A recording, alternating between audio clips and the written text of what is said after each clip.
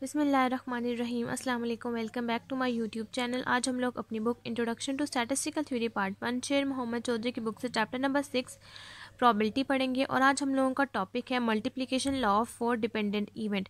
हम लोगों के पास मल्टीप्लिकेशन लॉ के दो इवेंट्स हैं, एक होगा डिपेंडेंट इवेंट और एक होगा इंडिपेंडेंट इवेंट। आज हम लोग डिस्कस करेंगे डिपेंडेंट इवेंट, जिसकी हमारे पास डेफिनेशन है, two events are dependent if the occurrence of event impact the probability of the occurrence और द अदर इवेंट। दो इवेंट्स हमारे पास तब इंडिपेंडेंट होंगे जब एक इवेंट की अक्ररेंस दूसरे के ऊपर भी इम्पैक्ट कर रही होगी। इसकी हमारे पास एक्सप्लेनेशन है, if A and B are any two events defined in a sample space S, then probability of A intersection B is equals to probability of A multiply by probability of B given that A, provided probability of A is not equals to 0. Probability of A intersection B is equals to probability of B. Probability of B is probability of B multiplied by probability of A given that B, provided probability of B is not equals to 0. The conditional probability of B given that A has occurred in probability of B given that A is equals to probability of A intersection B divided by probability of A when probability of A is not equals to 0. Multiply both sides by probability of A, we get probability of A intersection B is equals to probability of A multiplied by probability of B intersection B given that A. This is called general law of multiplication for probabilities. अब हम लोगों के पास ये पूरा concept है multiplication law for dependent event का। अब मैं आपको दिखाती हूँ एग्जाम्पल को सॉल्व करते हुए कि हम लोग डिपेंडेंट इवेंट के अंदर मल्टीप्लिकेशन लॉ कैसे अप्लाई कर सकते हैं। तो आज हम लोग स्टार्ट करेंगे एग्जाम्पल नंबर 6.20 से, जिसकी हमारे पास स्टेटमेंट है, a box contains 15 items 4 of which are defective and 11 are good. 2 items are selected, what is the probability that first is good and second is defective. हमारे पास एक बॉक्स है जिसके अंदर 15 आइटम्स हैं, जिसमें से हमारे पास 4 हैं डिफेक्टिव हैं यानी कि ख़राब हैं और 11 उनमें से सही हैं। हम लोगों ने 2 आइटम्स उनमें से सिलेक्ट कर लेनी है। क्या प्रोबेबिलिटी होगी कि एक हमारे पास सही हो और एक हमारे पास ख़राब हो। तो चलें अब हम लोग सोल्यूशन स्टार्ट करते हैं, फिर मैं आपको बताती हूँ कि इसको मल्टीप्लिकेशन लॉ में हम कैसे सॉल्व करेंगे। सबसे पहले सॉल्यूशन में आपने इस तरह से कॉलम बना लेना है। फर्स्ट आपने लिखना है गुड है टोटल हमारे पास 11 और डिफेक्टिव है 4, टोटल हो गया हमारे पास 15। हम लोगों ने यहाँ पर लिखना है स्टेटमेंट के according, let A represents that first item is good. A represent कर रहा है कि जो फर्स्ट आइटम है हमारे पास वो है गुड, और बी रिप्रेजेंट कर रहा है कि सेकंड आइटम हमारे पास है डिफेक्टिव। हम लोग इसके अंदर अप्लाई करेंगे law of multiplication for dependent event का ये फार्मूला। प्रोबेबिलिटी ऑफ ए और probability of B given that A हम लोग निकाल लेंगे। और डिपेंडेंट इवेंट हमारे पास वो होता है कि अगर हम लोग फर्स्ट इवेंट कोई भी लिखें तो सेकंड के ऊपर उसका अफेक्ट आ रहा हो। तो अब मैं आपको बताती हूँ कि किस तरह से उसका अफेक्ट आएगा। फॉर एग्जाम्पल, जिस तरह से हमने प्रोबेबिलिटी ऑफ ए लिखना है तो हम लोगों ने लेना है, हम लोगों के पास फर्स्ट है डिफेक्टिव आइटम्स और सेकंड में है गुड आइटम्स। तो हम लोगों ने प्रोबेबिलिटी ऑफ ए के अंदर लेना है, first item is good. Good आने के लिए हम लोग लिखेंगे गुड कितने हैं 11 और टोटल हम लोग के पास सैंपल कितना है 15। तो हम लोग 11 को डिवाइड कर देंगे 15 के साथ, ये हमारे पास प्रोबेबिलिटी ऑफ ए आ गया। अब probability of B given that A करने के लिए हम लोग क्या करेंगे कि हम लोग ऐसा इवेंट लेंगे जिसमें से दूसरे के ऊपर इम्पैक्ट कर रहा हो। जिस तरह फॉर एग्जांपल हमने यहाँ से डिफेक्टिव लेना है तो डिफेक्टिव में से हम लोग 4 ले लिया और 15 हम लोगों ने यहाँ पर ले लिया, तो पीछे कितना बचा 14। एक हम लोग माइनस कर देंगे, लेस कर देंगे। यही है डिपेंडेंट इवेंट का फ़र्क है। दूसरे के ऊपर अगर हम लोग कोई चीज़ अप्लाई करेंगे तो दूसरे के ऊपर इफेक्ट ये पड़ा है कि उसमें से 1 लेस हो जाता है। तो अब हम लोग इसको 11/15 को मल्टीप्लाई करवाते हैं 4/14 से। 11/15 मल्टीप्लाई बाय 4/14 को हम लोग मल्टीप्लाई करवाएंगे, हमारे पास probability of A intersection B का आंसर आ जाएगा। अब ये हम लोगों के पास आंसर आ गया है 44/210। आप इसको 44/210 तक भी लिख सकते हैं या फिर आप इसको पॉइंट्स में भी लिख सकते हैं, जिसका आंसर है 0.2095। अब हम लोगों के पास ये एग्जाम्पल नंबर 6.20 कंप्लीट हो गया। नेक्स्ट अब हम लोग सॉल्व करते हैं एग्जाम्पल नंबर 6.21। अब नेक्स्ट हमने एग्जाम्पल नंबर 6.21 सॉल्व करनी है, जिसकी हमारे पास स्टेटमेंट है, 2 cards are dealt from a pack of ordinary playing cards. हम लोगों के पास 52 प्लेइंग कार्ड्स हैं, जिसमें से हमने 2 कार्ड्स हैं जो इनको पिक कर लिया। Find the probability that second card is a heart. क्या प्रोबेबिलिटी होगी कि हमारे पास सेकंड कार्ड हार्ट हो। तो हम लोग इसका सोल्यूशन स्टार्ट करते हैं, फिर मैं आपको ये बताती हूँ कि हम लोग इसको कैसे सॉल्व कर सकते हैं। सॉल्यूशन में सबसे पहले आपने क्या करना है कि आप लोगों ने यहाँ पर लिख लेना है H1 represent that first card is heart and second card represent that second card is heart, H2 represent that second card is heart. दोनों के साथ सिर्फ H1 और H2 रिप्रेजेंट हुआ है और फर्स्ट कार्ड के साथ भी हार्ट है और सेकंड कार्ड के साथ भी हार्ट है। सिर्फ इनको रिप्रेजेंट करने के लिए ये बात बताई गई है। हम लोगों ने फाइंड क्या करना है कि हम लोगों के पास सेकंड कार्ड में दोनों के अंदर हो ही हार्ट। अब हम लोगों ने क्या करना है कि अब हम लोगों ने यहाँ पर अपनी प्रोबेबिलिटी लिख ली है कि सेकंड कार्ड इज़ हार्ट। इसकी ये प्रोबेबिलिटी है कि फर्स्ट कार्ड में हो सकता है कि फर्स्ट कार्ड में भी हार्ट हो और सेकंड में तो कार्ड मस्ट होना है, और दूसरी प्रोबेबिलिटी ये है कि फर्स्ट में हमारे पास हार्ट ना हो और सेकंड में तो मस्ट है कि हम लोगों के पास हार्ट होगा ही। सेकंड कार्ड में दोनों के अंदर ये मस्ट है कि हार्ट होगा और फर्स्ट में हम लोगों के पास ये मस्ट नहीं है, क्या पता वो यहाँ पर हार्ट हो और यहाँ पर हार्ट हो। और सेकंड में ये प्रोबेबिलिटी है कि हो सकता है यहाँ पर हार्ट कार्ड्स ना हो, यहाँ पर कोई भी हो, जैसे कि हम लोगों के पास स्पेड्स कार्ड हैं, डायमंड कार्ड है, इस तरह के कोई भी कार्ड्स हो लेकिन हार्ट ना हो। तो अब हम लोग इसके अकॉर्डिंग सबसे पहले यहाँ पर क्या लिखेंगे, हम लोग यहाँ पर लिख लेंगे प्रोबेबिलिटी ऑफ H2। H2 का मतलब है कि हम लोगों के पास जो है सेकंड कार्ड वो है हार्ट। अब हम लोगों ने फर्स्ट में क्या कर लिया कि अब हम लोगों ने यहाँ पर लिख ली probability of H1 intersection H2। H1 का मतलब है कि हार्ट है और यहाँ पर भी हार्ट है, और यहाँ पर H1 प्राइम का मतलब है कि यहाँ पर हार्ट कार्ड्स नहीं हैं। अब हम लोगों ने इसको जब सिंपल अपने मल्टीप्लिकेशन फॉर्म में लिखना है तो अब हम लोग इसको कैसे लिखते हैं, probability of H1 intersection H2। तो जो प्रोबेबिलिटी हम लोगों के पास पहले है उसको हम लोग लिख लेते हैं प्रोबेबिलिटी ऑफ H1 के तौर पर, और सेकंड में हम लोग क्या करते हैं कि हम लोगों के पास जो इंटरसेक्शन वाली टर्म है तो हम लोग लिख लेते हैं probability of H2 by H1। इस तरह से हम लोग प्रोबेबिलिटी लिख लेते हैं और इनको हम आपस में मल्टीप्लाई करवाएंगे, प्लस का साइन डालेंगे, और ये प्रोबेबिलिटी ये वो है कि इनमें भी कार्ड, इन सब में हार्ट्स के कार्ड हैं, और ये प्रोबेबिलिटी वो है कि इसमें हार्ट के कार्ड नहीं है। हो सकता है कि ये डायमंड हो सकता है कि ये स्पेड हो। तो अब हम लोग यहाँ पर लिखेंगे फर्स्ट में जिस तरह है हमारे पास H1 प्राइम, तो ये भी हम लोग लिखेंगे H1 prime multiply by probability of H2 by H1। अब हम लोग इसके अकॉर्डिंग इसको सॉल्व करते हैं। अब फर्स्ट में हम लोगों ने यहाँ पर क्या लिखना है कि हम लोग यहाँ पर करेंगे प्रोबेबिलिटी ऑफ H2, यानी कि यहाँ पर हम लोगों के पास हार्ट कार्ड है। सॉल्व करना है इसको, तो हम लोगों के पास हार्ट कार्ड्स कितने होते हैं, प्रोबेबिलिटी ऑफ H1 में हमने वो लिखने हैं। तो हम लोगों के पास जितने भी 52 कार्ड्स हैं उसमें से हार्ट कार्ड्स होते हैं 13। हर कार्ड होता है हमारे पास 13 और टोटल सैम्पल स्पेस है हम लोगों के पास 52। हम लोग इसको उससे डिवाइड करेंगे, मल्टीप्लाई करेंगे कि हम लोगों के पास पीछे कितने बच गए। हार्ट कार्ड ही होने चाहिए लेकिन पीछे कितने बच गए, तो वो होगा 12/51। एक हम लोग लेस कर देते हैं। और सेकंड पे हम लोगों ने क्या करना है कि हम लोगों के पास हार्ट कार्ड्स ना हो। हार्ट कार्ड्स को निकाल के, यानी कि 52 में से आप लोग 13 निकाल दें तो आपके पास टोटल बचेगा 39, जैसा कि यहाँ पर है। यानी कि इसका मतलब ये है कि इसमें हार्ट कार्ड्स नहीं है, इसमें बाकी तीनों कार्ड्स हैं। यहाँ पर लिखेंगे 39/52 मल्टीप्लाई बाय, इसमें हार्ट कार्ड है तो यहाँ पर लिखेंगे 13/51। अब हम लोग इनको मल्टीप्लाई करके इसको सॉल्व कर लेते हैं। हमारे पास प्रोबेबिलिटी ऑफ H2 का आंसर आ जाएगा। अब ये हम लोगों ने इसको सॉल्व कर लिया और हमारे पास आंसर आ गया 0.2492। ये हम लोगों के पास एग्जाम्पल नंबर 6.21 कंप्लीट हो गया। नेक्स्ट अब हम लोग सॉल्व करते हैं एग्जाम्पल नंबर 6.22। अब नेक्स्ट हम लोग एग्जाम्पल नंबर 6.22 स्टार्ट करेंगे, जिसकी हमारे पास स्टेटमेंट है box A contains 5 green and 7 red balls and box B contains 3 green, 3 red and 6 yellow balls. A box is selected at random and a ball is drawn at random from it. What is the probability that ball drawn is green? हमारे पास यहाँ दो boxes हैं जिसमें है box A और box B। हम लोगों ने दोनों बॉक्सेस में से सिर्फ ग्रीन कलर की बॉल पिक करनी है, और बॉक्स में से जो हमने ग्रीन बॉल पिक की है वो एट रैंडम पिक की है, तो हम लोगों ने बॉल की भी प्रोबेबिलिटी यहाँ पर मेंशन करनी है। तो अब हम लोग सोल्यूशन स्टार्ट करते हैं, फिर मैं आपको बताती हूँ कि हम लोग इसको कैसे सॉल्व करेंगे। सबसे पहले हम लोग सोल्यूशन में यहाँ पर बॉक्स A और बॉक्स B की इस तरह से प्रोबेबिलिटी लिख लेंगे। जिस तरह से बॉक्स A में है ग्रीन और रेड कलर, ग्रीन है हम लोगों के पास 5 बॉल्स और रेड है 7। टोटल करेंगे तो हमारे पास आंसर है 12।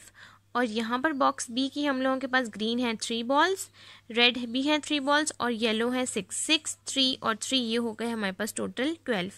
अब हम लोगों ने यहाँ पर क्या करना है कि हम लोगों को कहा गया है कि आपने ग्रीन बॉल ही पिक करनी है। तो यहाँ पर लिखेंगे हम लोग green ball is selected from both boxes, कि हमने दोनों बॉक्सेस में से सिर्फ ग्रीन बॉल ही पिक करनी है। और हम लोग यहाँ पर इवन डिफाइन कर देंगे, आप लोग उसको ए और बी के अलावा कोई भी डिफाइन कर सकते हैं, क्योंकि ए और बी हमारे पास इवेंट ऑलरेडी है। आप लोग सी डी ई एफ कोई भी डिफाइन कर सकते हैं, मैंने यहाँ पर सी लिया है।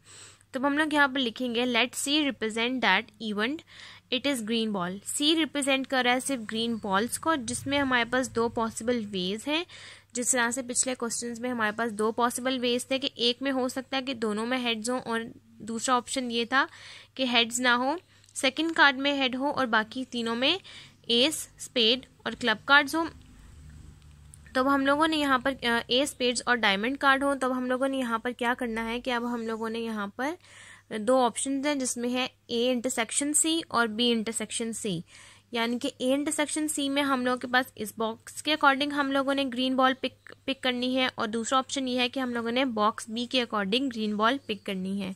तो अब हम लोगों के पास फर्स्ट ऑप्शन है ए इंटरसेक्शन सी। तो ए इंटरसेक्शन सी का मतलब है कि हम लोगों के पास है probability of A multiply by probability of C given that A plus probability of B multiply by probability of C given that B. अब जहाँ पर सी है वहाँ पर तो हमें पता है कि हम लोगों ने बॉक्स में से ग्रीन बॉल पिक करनी है, लेकिन जहाँ पर ए है वहाँ का हमारे पास कोई इवेंट डिफाइन नहीं है। वहाँ पर सिर्फ हमने बॉल की प्रोबेबिलिटी बतानी है कि अगर हम लोग इसमें से कोई भी बॉल पिक करेंगे तो हम लोगों के पास क्या प्रोबेबिलिटी आएगी। तो हम लोगों के पास बॉल पिक करने की प्रोबेबिलिटी होती है, किसी भी चीज़ की प्रोबेबिलिटी होती है 1/2। हम लोग यहाँ पर वो मेंशन करेंगे। किसी भी चीज़ की, जैसा कि मैंने आपको सिखाया था कि किसी भी चीज़ की प्रोबेबिलिटी होती है हमारे पास 1/2। तो यहाँ पर है हमारे पास दो इवेंट्स। तो अगर हम लोग कोई भी बॉल पिक कर लेंगे, दो बॉक्सेस हैं, तो अगर हम लोग एक बॉल पिक कर लेंगे तो यह आ जाएगा 1/2। और यहाँ पर हम लोगों के पास है सी ए, यानी कि हम लोगों ने इसमें से ग्रीन बॉल पिक करनी है, तो इसका इवेंट आ जाएगा 5/12। और दूसरा है हम लोगों के पास 1/2, और बॉक्स बी में हम लोगों के पास ग्रीन कलर है 3, ग्रीन का हम लोगों के पास नंबर है 3, तो यह आ जाएगा 3/12। अब हम लोग इसको सॉल्व करके प्रोबेबिलिटी ऑफ सी यानी कि ग्रीन बॉल की प्रोबेबिलिटी निकाल लेते हैं। अब ये हम लोगों ने ग्रीन बॉल के अकॉर्डिंग इसको सॉल्व कर लिया, हमारे पास आंसर आ गया 0.333। अगर आप लोग दूसरे मेथड से यानी कि दूसरे कैलकुलेटर में फ्रैक्शन वाइज सॉल्व करेंगे तो आपके पास आंसर आएगा 1/3, और जिनके पास फ्रैक्शन वाला कैलकुलेटर नहीं है, डिजिट्स वाला है, तो उनके पास आंसर आएगा 0.333 एंड सो ऑन। इस तरह से आपके पास आंसर आएगा, आप लोग ये लिख लें। और ये हम लोगों के पास एग्जाम्पल नंबर 6.22 कंप्लीट हो गया। नेक्स्ट अब हम लोग सॉल्व करते हैं एग्जाम्पल नंबर 6.23। अब नेक्स्ट हम लोगों के पास एग्जाम्पल नंबर 6.23 है, जिसकी हमारे पास स्टेटमेंट है an urn contains 10 white 3 black balls, another urn contains 3 white 5 black balls. 2 balls are transferred from the first urn and placed in the second, and then 1 ball is taken from the latter. What is the probability that it is white ball? सबसे पहले हम लोगों के पास यहाँ पर दो options हैं। एक है अर्न नंबर 1, जिसके अंदर हम लोगों के पास 10 वाइट बॉल्स हैं और 3 ब्लैक बॉल्स हैं, और अर्न नंबर 2 है जिसमें हम लोगों के पास 3 वाइट हैं और 5 ब्लैक हैं। हम लोगों ने फर्स्ट क्या करना है कि फर्स्ट अर्न में से हमने 2 वाइट बॉल्स जो हैं हम लोगों ने वो रिप्लेस करनी है, हम लोगों ने वो ट्रांसफ़र करनी है, यानी कि शिफ्ट करनी है। उसके बाद हम लोगों ने, जब हम लोगों के पास फर्स्ट अर्न कंप्लीट हो जाएगा वाइट बॉल्स का, उसके बाद हमने सेकंड अर्न के अंदर वाइट बॉल्स रिप्लेस कर देनी है, यानी कि पुट कर देनी है, और फिर हम लोगों ने उसकी प्रोबेबिलिटी देखनी है। तो चलिए अब हम लोग सोल्यूशन स्टार्ट करते हैं, और फिर मैं आपको बताती हूँ कि हम लोग इसको कैसे सॉल्व करेंगे। एग्जाम्पल नंबर 6.23 के सोल्यूशन में सबसे पहले आपने क्या करना है कि आप लोगों ने यहाँ मेंशन करना है let A represent that 2 balls are drawn from the first urn and transfer to the second urn. सबसे पहले आपने इसको ए बी सी किसी भी अल्फ़ाबेट से रिप्रेजेंट करते हुए ये कहना है कि हमने 2 balls यानी कि 2 balls हैं, हम लोगों ने वो फर्स्ट अर्न में हम लोगों ने पुट करनी है वाइट बॉल्स, और उसके बाद हम लोगों ने वही बॉल सेकंड अर्न में ट्रांसफ़र कर देनी है। अब हम लोगों ने यहाँ पर अर्न नंबर 1 की प्रोबेबिलिटी लिखी है। हम लोगों के पास W for white and B for black and T for total. W हमारे पास 10 है, ब्लैक बॉल्स हमारे पास 3 है, टोटल हो गया 13। अर्न 2 में हम लोगों के पास वाइट बॉल्स 3 हैं, ब्लैक 5 है, टोटल हो गया 8। अब हम लोगों ने फर्स्ट में क्या करना है कि वाइट बॉल्स ही हमने सेलेक्ट करनी है। तो हम लोगों के पास यहाँ 3 चांसेस हैं कि हो सकता है कि हम लोगों के पास दोनों दफ़ा वाइट बॉल्स हम लोग सिलेक्ट कर लें, हो सकता है कि हम लोग एक वाइट और एक ब्लैक बॉल सिलेक्ट कर लें, और हो सकता है हम लोग अर्न नंबर यानी कि अर्न 1 या फर्स्ट अर्न में से हम लोग कोई भी वाइट बॉल सिलेक्ट ना करें। हम लोगों ने अर्न 1 के अकॉर्डिंग फर्स्ट में वाइट बॉल सिलेक्ट करनी है। मैं यहाँ मेंशन भी कर देती हूँ, white ball is selected eight या फिर फ्रॉम अर्न 1। सिर्फ हमने अर्न नंबर 1 को देखना है, अभी अर्न नंबर 2 को नहीं देखना। सिर्फ आपने अर्न नंबर 1 को देखते हुए हम लोगों ने फर्स्ट में क्या करना है कि हम लोगों के पास यहाँ पर प्रोबेबिलिटी हम लोग इसको रिप्रेजेंट कर देते हैं फॉर एग्जांपल बी से। ठीक है, हम लोगों के पास यहाँ दो केसेस हैं कि हम लोग हो सकता है कि वाइट में हम लोगों के पास दोनों वाइट आ जाए और एक भी ब्लैक ना हो, डिवाइडेड बाय 3C2, क्योंकि हम लोगों ने दो वाइट बॉल सेलेक्ट करनी है। प्रोबेबिलिटी ऑफ सी के हम लोगों के पास क्या चांस है कि हो सकता है कि हम लोग एक वाइट बॉल ले लें और एक ही हम लोग ब्लैक बॉल ले लें, और टोटल कितनी बॉल्स हम लोगों ने सेलेक्ट की हैं 2, तो हम लोग यहाँ पर 13C2 करेंगे। और प्रोबेबिलिटी ऑफ डी हम लोगों के पास ये चांस है कि हो सकता है कि हम लोग एक भी वाइट बॉल ना लें उस बैग में से, हम लोग हो सकता है कि हम लोग दोनों ही ब्लैक पिक कर लें। तो हम लोग लिखेंगे 10C0 multiply by 3C2 and divided by 13C12। अब इन तीनों की प्रोबेबिलिटी सॉल्व करके फिर मैं आपको आंसर दिखाती हूँ। अब ये हम लोगों ने तीनों के अकॉर्डिंग प्रोबेबिलिटी ऑफ बी, सी और डी के अकॉर्डिंग आंसर्स निकाले हैं। फर्स्ट का आंसर है 0.576, सेकंड का आंसर है 0.384 और थर्ड का आंसर है 0.038। अब हम लोगों के पास फर्स्ट अर्न के अकॉर्डिंग वाइट बॉल सेलेक्ट हो चुकी हैं, जहाँ जैसा कि इन्होंने रिप्रेजेंट किया था, let A represent that 2 balls are drawn from the first urn, कि आप लोगों ने जो 2 बॉल्स पिक करनी है वाइट बॉल्स, वो आप लोगों ने फर्स्ट अर्न के अकॉर्डिंग फाइंड करना है, तो वो हम लोगों ने फाइंड आउट कर ली है। अब हम लोगों ने सेकेंड रिप्रेजेंट करना है, जिसमें हम लोगों ने ये करना है कि अब हम लोगों ने वाइट बॉल्स को ट्रांसफ़र करना है सेकंड अर्न के अंदर। अब आप लोगों ने जिस तरह फर्स्ट अर्न के अंदर ये चीज़ देखते हुए फर्स्ट अर्न को सॉल्व किया था, अब हम लोगों ने सेकंड अर्न के अकॉर्डिंग इनमें से वाइट बॉल शिफ्ट करनी है। तो अब हम लोग इसका सोल्यूशन स्टार्ट करते हैं, फिर मैं आपको दिखाती हूँ कि अब हम लोग इसको नेक्स्ट कैसे सॉल्व करेंगे। अब सेकंड पे मैंने यहाँ स्टेटमेंट लिख दिया है कि transferred 2 balls from earn number 2, कि हम लोगों ने 2 बॉल्स हैं वो अर्न नंबर 2 में ट्रांसफ़र करनी है।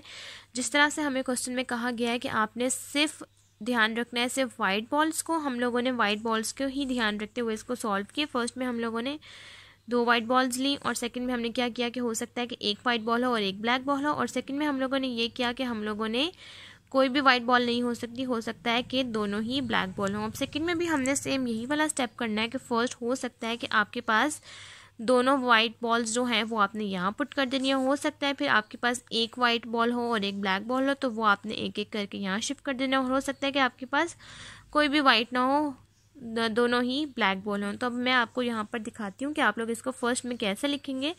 जिस तरह फर्स्ट में अब हम लोगों ने यहाँ पर ये किया था कि हम लोगों ने दोनों ही वाइट बॉल्स यहाँ पुट की थी, कि इसका मतलब ये है कि हो सकता है कि हम लोग जो बॉल्स पिक करें वो दोनों ही वाइट हों। तो अब आपने इस वाइट के अंदर, मैं यहाँ पर मेंशन करती हूँ, जिस तरह अर्न नंबर 2 है और यहाँ पर मेंशन है वाइट और यहाँ पर मेंशन है ब्लैक। तो फर्स्ट में आपने क्या करना है, जब बॉल्स को पुट करना है तो आपने इस 3 के अंदर 2 वाइट बॉल्स पुट करनी है, तो ये हो जाएगा 5। और ब्लैक बॉल्स हम लोगों ने कोई भी नहीं लेनी, क्योंकि हम लोगों ने जब 2 बॉल्स वाइट पुट कर दी है इसके अंदर, तो हम लोगों के पास ब्लैक बचा 5। अब सेकंड कंडीशन ये हम लोगों के पास आ गई फर्स्ट कंडीशन। सेकंड कंडीशन क्या है हम लोगों के पास, हो सकता है कि हम लोग एक वाइट और एक ब्लैक ले लें, तो 3 के अंदर 1 ऐड करें, आपके पास आंसर आएगा 4, और ब्लैक के अंदर 1 ऐड करें, आपके पास आंसर आएगा 6। और थर्ड कंडीशन हमारे पास क्या है कि हो सकता है कि हम लोग कोई भी वाइट बॉल ना सिलेक्ट करें और दोनों ही ब्लैक बॉल हों, तो ये आएगा 3 और ये आएगा हम लोगों के पास 7। तो अब हम लोग इस अर्न नंबर 2 के अकॉर्डिंग अपनी प्रोबेबिलिटी सॉल्व करते हैं इन दोनों को यूज़ करते हुए। अब नेक्स्ट आपने क्या करना है, अब अपने यहाँ पर लिखना है let W represent that white ball is drawn from second urn after transferring 2 balls from the first urn, कि वाइट W रिप्रेजेंट कर रहा है उन वाइट बॉल्स को जो आप लोगों ने सेकंड अर्न में ड्रॉन किए, सेकंड अर्न से पिक किए और उसके बाद ट्रांसफ़र किया अर्न 1 के अंदर, जिसकी हमारे पास प्रोबेबिलिटी है probability of W is equal to probability of W intersection B। W intersection B हम लोगों के पास वो है जो हम लोगों ने अर्न अर्न 1 से प्रोबेबिलिटी ऑफ बी, सी और डी फाइंड आउट किया, तो अब हम लोग यहाँ पर लिखेंगे बी, सी और डी। अब इसकी हम लोगों के पास प्रोबेबिलिटी आ जाएगी, प्रोबेबिलिटी ऑफ फर्स्ट में आ जाएगा W multiply by probability of B given that W plus probability of W multiply by probability of C given that W plus probability of W multiply by probability of C given that W। अब हम लोगों ने probability of W में वो probability लिखनी है जो earn 2 और अर्न 1 की है। हम लोगों के पास प्रोबेबिलिटी ऑफ W में यहाँ पर आ जाएगा कि हम लोगों ने सिर्फ वाइट बॉल्स को देखना है, तो हम लोगों के पास अर्न 2 में वाइट बॉल्स कितनी है 5, लेकिन अर्न 1 का जो हम लोगों के पास वाइट बॉल्स हैं वो कितनी है 10। तो हम लोग इस 5 को डिवाइड करेंगे 10 के साथ, 4 को डिवाइड करेंगे 10 के साथ और इस 3 को डिवाइड करेंगे 10 के साथ। हम लोगों ने ब्लैक बॉल्स नहीं देखनी, हम लोगों ने वाइट अर्न 2 के अंदर जो ट्रांसफ़र की थी 2 बॉल्स, उसके बाद हम लोगों ने उन 2 बॉल्स को दोबारा से ट्रांसफ़र किया है अर्न 1 के अंदर। तो हम लोगों ने सिर्फ वाइट बॉल्स जो यहाँ पर हैं इन लोगों को सिर्फ डिवाइड करना है अर्न 1 के total number of white balls के साथ और मल्टीप्लाई कर देना है इन सब ऑब्जर्वेशंस के साथ, तो हम लोगों के पास सिंपल आंसर आ जाएगा। तो अब हम लोगों ने यहाँ पर प्रोबेबिलिटी ऑफ W में लिखना है 5/10 और यहाँ से probability of B given that W का आंसर जो कि है 0.576। प्रोबेबिलिटी नेक्स्ट है प्रोबेबिलिटी ऑफ W का आंसर जो कि है 4 और इसको डिवाइड करेंगे अगेन 10 के साथ और मल्टीप्लाई कर देंगे प्रोबेबिलिटी ऑफ C के साथ जो कि है 0.384। और नेक्स्ट में आपने क्या करना है, प्रोबेबिलिटी ऑफ W करना है जो कि है 3/10 मल्टीप्लाई बाय 0.038। तो अब आपने ये पूरा सॉल्व करके फिर मैं आपको दिखाती हूँ कि हमारे पास प्रोबेबिलिटी ऑफ वाइट बॉल्स का क्या आंसर आया है। अब इस तरीके से आपने सॉल्व करना है और आपके पास यहाँ पर प्रोबेबिलिटी ऑफ W यानी कि वाइट बॉल्स का आंसर आ जाएगा 0.453। तो ये एग्जाम्पल नंबर 6.24 है हमारे पास, जिसकी हमारे पास स्टेटमेंट है अ card is drawn at random from a desk of ordinary playing cards. कि हम लोगों के पास ऑर्डिनरी प्लेइंग कार्ड्स हैं यानी कि 52, उनमें से हम लोगों ने कुछ कार्ड्स को रैंडमली सिलेक्ट कर लिया है। क्या प्रोबेबिलिटी होगी दैट इट इज़ डायमंड, कि वो डायमंड हो, फेस हो और किंग कार्ड्स हो। इसमें सिंपल हम लोगों ने probability of A union B union C लगाना है और अब हम लोगों ने उसके अकॉर्डिंग इसको पूरा सॉल्व कर लेना है। अब हम लोग इसको स्टार्ट करते हैं इसका सोल्यूशन और फिर मैं आपको दिखाती हूँ कि हम लोग इसको कैसे सॉल्व करेंगे।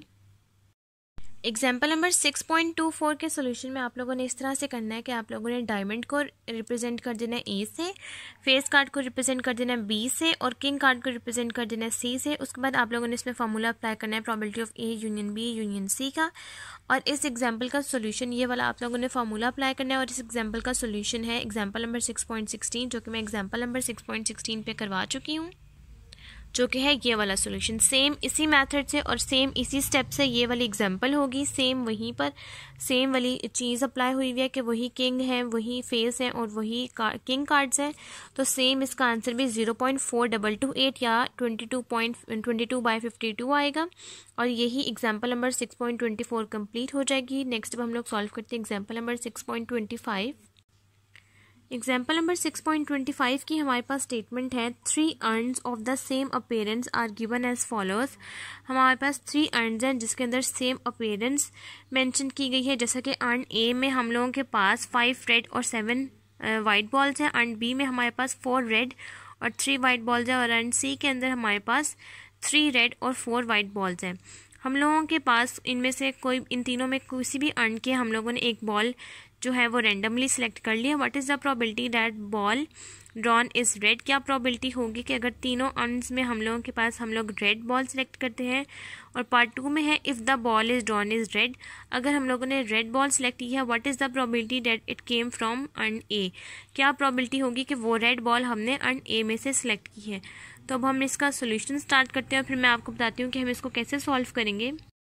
एग्जाम्पल नंबर 6.25 के सोल्यूशन में सबसे पहले हम लोगों ने पार्ट 1 सॉल्व करना है। तो उसके लिए हमने अर्न A, अर्न B और अर्न C के हम लोगों ने कॉलम बना लिया। अर्न A के अंदर हमारे पास रेड बॉल्स हैं 5, वाइट हैं 7 और टोटल हो गया ये हमारे पास 12। अर्न B के अंदर हमारे पास रेड हैं 4, वाइट हैं 3 और टोटल हो गया 7। और अर्न C के अंदर हम लोगों के पास रेड बॉल्स हैं 3 और वाइट हैं 4 और टोटल हो गया सेम 7। हम लोगों ने तीनों अर्न्स के अकॉर्डिंग सिर्फ रेड बॉल सेलेक्ट करनी है। तो हम लोगों ने लिखा प्रोबेबिलिटी ऑफ R रिप्रेजेंट कर रहा है रेड बॉल्स को, A intersection R B intersection R and C intersection R, जिसका हम लोगों के पास फॉर्मूला आ जाएगा probability of A R given that A, probability of B R given that B, probability of C and R given that C. Probability of A के अंदर हम लोगों के पास वो बॉल की प्रोबेबिलिटी आ जाएगी जो हम लोग इन तीनों अर्न्स में से कोई भी सिलेक्ट करते हैं। अगर हम लोगों के पास यहाँ 2 अर्न्स होते हैं तो हम लोग लिखते हैं 1/2 कि हम लोगों ने इन दोनों अर्न्स में से एक बॉल सिलेक्ट कर ली। अब हम लोगों के पास है प्रोबेबिलिटी ऑफ ए तीनों अर्न्स के अकॉर्डिंग, तो हम लोगों के पास यहाँ आ जाएगा 1/3 कि हम लोगों ने इन तीनों अर्न्स में से कोई भी एक बॉल पिक कर ली है। और probability of R given that A के अंदर आ जाएगा हम लोगों के पास 5/12, हम लोग यहाँ वो लिख लेंगे। प्रोबेबिलिटी ऑफ बी आ जाएगा अगेन हमारे पास 1/3 कि हम लोग हो सकता है कि बी में से एक बॉल सेलेक्ट कर लें जिसकी प्रोबेबिलिटी है 1/3। और probability of R given that B आ जाएगा हम लोगों के पास 4/7। उसके बाद हम लोगों के पास प्रोबेबिलिटी ऑफ सी अगेन आ जाएगा 1/3 और सी में से अगर हम लोग आर सेलेक्ट करते हैं तो उसकी प्रोबेबिलिटी है 3/7। तो हम लोग इसको सॉल्व कर लेते हैं। हम लोगों के पास पार्ट 1 यानी कि probability of R red balls का आंसर आ जाएगा। अब ये हम लोगों ने फाइंड आउट कर लिए इसके आंसर, जो कि प्रोबेबिलिटी ऑफ आर यानी कि रेड बॉल्स के अकॉर्डिंग हमारे पास आंसर आ गया 0.46872। नेक्स्ट अब हम लोगों ने सॉल्व करना है कि अगर हम लोगों के पास रेड बॉल्स हो और वो रेड बॉल हो अर्न ए की, तो अब हम लोगों ने यहाँ पर लिखा है probability of A given that R कि हम लोगों के पास अर्न ए है और हम लोगों ने रेड बॉल सेलेक्ट करनी है जिसका फॉर्मूला है हमारे पास probability of A intersection R divide by probability of R. Probability of R का हम लोग आंसर फाइंड आउट कर चुके हैं। हम लोगों को चाहिए सिर्फ probability of A intersection R. A intersection R का हम लोगों के पास ये वाला फॉर्मूला आ जाएगा जिसमें हम लोगों ने प्रोबेबिलिटी ऑफ ए और probability of R given that A find out किया है, जो कि 0.13728, यानी कि हम लोगों के पास यहाँ पर probability of A intersection B में होगा कि हम लोगों ने प्रोबेबिलिटी ऑफ ए लिखना है और probability of R given that A find out जो हम लोगों ने यहाँ से किया है, सिर्फ इतना हिस्सा जो कि है हम लोगों के पास आंसर 0.13728, यानी कि प्रोबेबिलिटी ऑफ ए का हम लोगों के पास आंसर है 1/3 और प्रोबेबिलिटी ऑफ रेड बॉल्स जो कि है अर्न ए के अंदर उसका आंसर है हम लोगों के पास 7/12। हम लोग यहाँ पर वो लिख लेंगे जिसका आंसर है हम लोगों के पास सॉल्व करके 0.13728। अब हम लोगों ने फाइंड आउट करना है probability of A given that R, तो हम लोग 0.13728 को डिवाइड करेंगे 0.46872 के साथ, हमारे पास probability of A given that R का आंसर आ जाएगा। अब ये हम लोगों ने सॉल्व किया और हम लोगों के पास आंसर आ गया probability of A given that R का 0.292। और इसी के साथ हमारे पास एग्जाम्पल नंबर 6.25 और आज का topic law of multiplication for dependent even यहीं तक कंप्लीट हो गया। नेक्स्ट की वीडियो में हम लोग law of multiplication for independent even discuss करेंगे। आज की वीडियो हमारी यहीं तक कंप्लीट होगी। अगर आपको मेरी वीडियो अच्छी लगे तो मेरी वीडियो को लाइक करें, शेयर करें, मेरे चैनल को सब्सक्राइब करें और साथ में बने बेल आइकन को भी प्रेस कर दें ताकि आपको मेरी आने वाली वीडियोस की नोटिफिकेशन सबसे पहले मिलती रहे। आज की वीडियो के लिए थैंक यू। अल्लाह हाफिज़।